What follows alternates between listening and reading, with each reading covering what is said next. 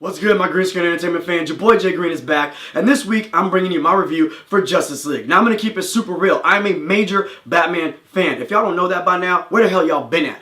With that said, I'm going to try my best to give you the most non-biased, spoiler-free review I can possibly give you. Okay? So here we go. Now, for those of you out there who have no idea where the Justice League takes place in the whole DC cinematic universe, it goes like this. Justice League is coming off of the heels of Wonder Woman. Wonder Woman actually took place about 100 years or so prior to Suicide Squad, and Suicide Squad was a sequel technically to Batman v Superman, but in actuality is a prequel to the Justice League. Now, this film was directed by Zack Snyder, and it stars Ben Affleck, Gal Gadot, Ray Fisher, Jason Momoa, Henry Cavill, and Ezra Miller as our primary characters, the Justice League. You also got a bunch of other cool-ass characters from the DC cinematic universe and whatnot, and characters we've never seen before. Straight off the bat, this movie is basically about Batman getting the team together to not just restore hope and humanity, if you will, after Superman's passing from Batman v Superman, but at the same time to get the team together to fight a bigger bad guy in Steppenwolf. So before I go any further, I want to give a big shout out to my homie Paul Ponte. Without him, I would not have gotten these special screening tickets to see this movie in San Francisco at the AMC Metreon, which has a giant motherfucking IMAX screen. And I'm going to tell you like this, you gotta see this movie on a big fucking screen. This movie is well worth a trip to an IMAX theater. It was phenomenal. I loved it. I'm trying again to be as non-biased as I can, but it's hard because it's Batman. First of all, if you take Justice League versus Batman v Superman, the theatrical version, definitely not that good. The unrated version, a lot better. I like it more and more upon repeat viewings. The differences between the two films is probably first and foremost the lightheartedness. In the first movie, it was very dreary, very dark throughout. There was some sarcastic remarks from Alfred to Batman back and forth, but for the most part, any other jokes that were in the film, maybe from Lex Luthor trying to be funny, definitely did not hit. In this movie, the jokes do not seem forced. The situational comedy does not seem forced. It plays perfectly into the scene and into the context of the story. The way that they developed the characters in this movie was so smooth. In Batman v Superman, it was very forced. That whole file and Lex Luthor had all the little icons all made up. Very unrealistic, very forced. In this movie, it's very smooth. The backstory that we're getting, we're understanding why characters would agree to team up with Batman and be a part of this Justice League. I enjoyed all of that type of development, and for that reason alone, this movie definitely is superior to its predecessor. In Batman v Superman, Superman dies. We know that. It ain't no damn spoiler. We know he's gonna freaking come back in this movie because he's listed on the cast and all that other stuff, and he's done interviews, so we know. I'm not spoiling anything. He's gonna come back. But what I will say is this.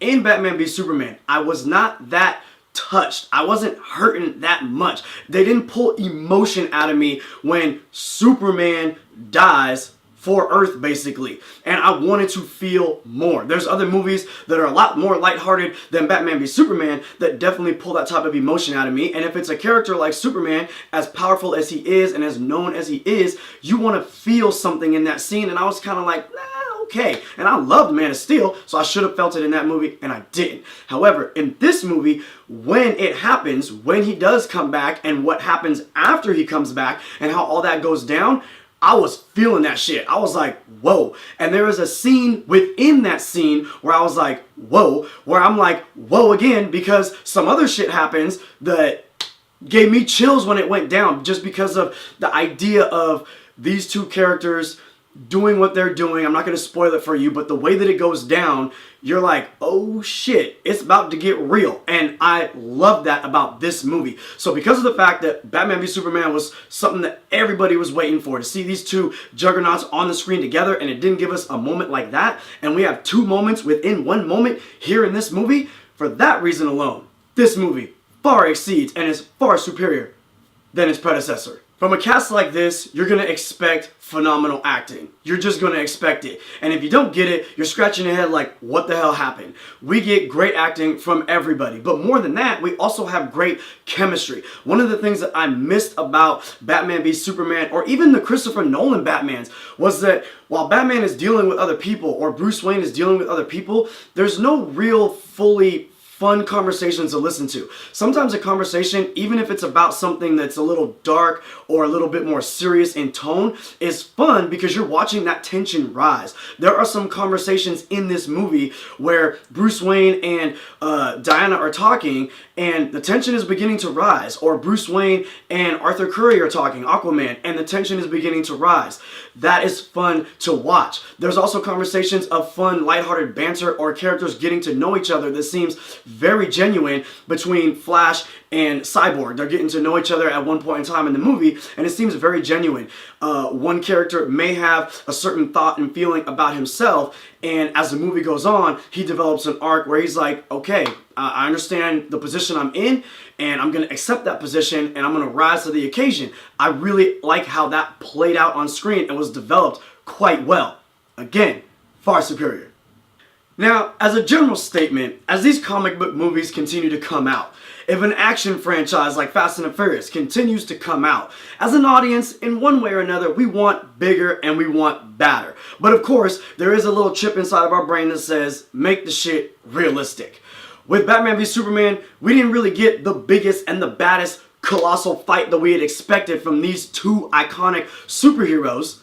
And it wasn't really that realistic for the lay person, meaning the person who is not like me, who reads comic books and understands Bruce Wayne's mind and how he can probably beat these metahuman type cats, or these gods if you will.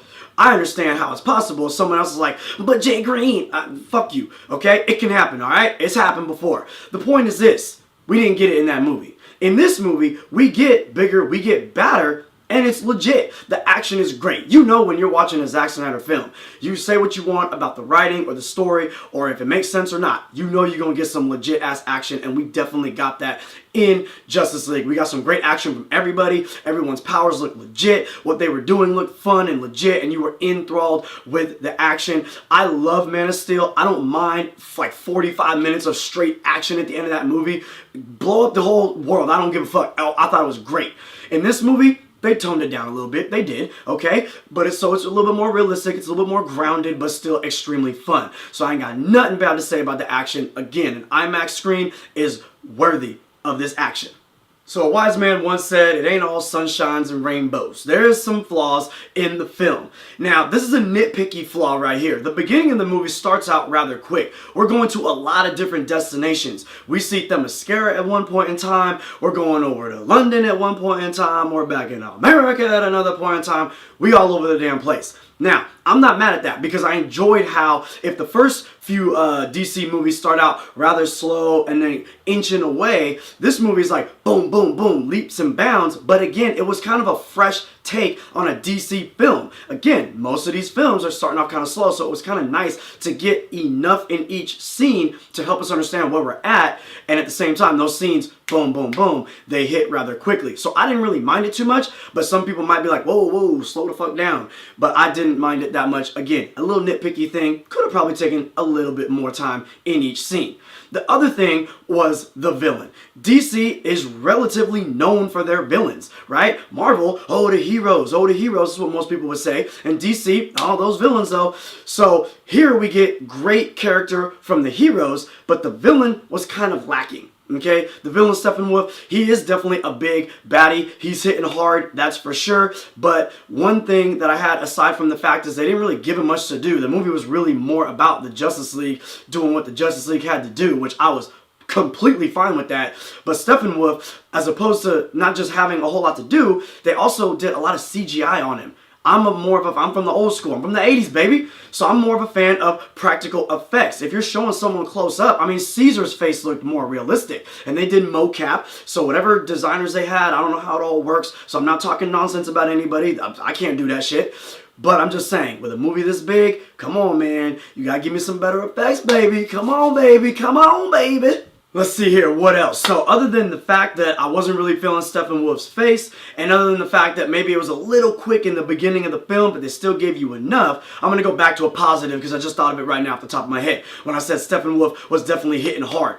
Yes, this movie is a slugfest, and I love it. The thing is, Batman, if you think about it, he's the only one that's trained all around the world with the best martial artists. So this motherfucker knows every piece of martial arts that there is. He knows how to throw them, and he's definitely throwing them when the time comes. But everyone else is not Batman. Everyone else is throwing haymakers. And the one thing that I loved about this movie and Wonder Woman and even Batman v Superman and Man of Steel is the fact that they showcase haymakers. They're throwing shit. And when they get hit, you feel it, at least I feel it, when I'm watching the movie. I'm watching it with the music, the sounds, and just the way that they're showing them throwing blows. You're like, fuck, fuck, fuck. It's like watching Rocky from back in the day. While Marvel is legit and they got great movies, great fight scenes, they're definitely a little bit more technical. And I'm not like, ooh, I felt that. The only time I felt it in any Marvel film was in the Avengers when the Hulk does that thing, I'm always angry, blah, and it turns into the Hulk and bagow, there you go. That's the only time I felt it when it comes to hitting people. But in this movie, every punch you feel, and it means something because they actually built the characters and they built things into this movie more than they did previous films. So when it comes to Steppenwolf, even though he might not be doing too much, he's throwing them, and this motherfucker is scary for the way he's slinging that axe and shit. And Wonder Woman, Batman, and everyone else is throwing them as well. So again, back to the action, another good thing on top of just those two little nitpicky things, they throwing shit in this movie. They throwing bows. Look guys, you know how it works. If it's a movie that's good and I think y'all should see it in a theater, and I definitely think y'all should see this one in any theater that you can with an IMAX screen, I'm not going to say too much. I can't spoil too much. I'm just going to say that the action was great. The character development was great. It's definitely superior to a lot of the previous DC films. It's up there on par for me with Wonder Woman, for sure. I'm sure that some of you out there are going to feel like, oh, they could have did this or they could have did that, but it's a movie and nothing is perfect. Go support this film. DC is on the up and up. I'm telling you right now, they coming up. They doing good right now. So go support this film. It was fantastic. I'm going to see it again for sure. Enjoyed the fuck out of this film. Yo, your boy Jay Green, I'm out, baby. Holla.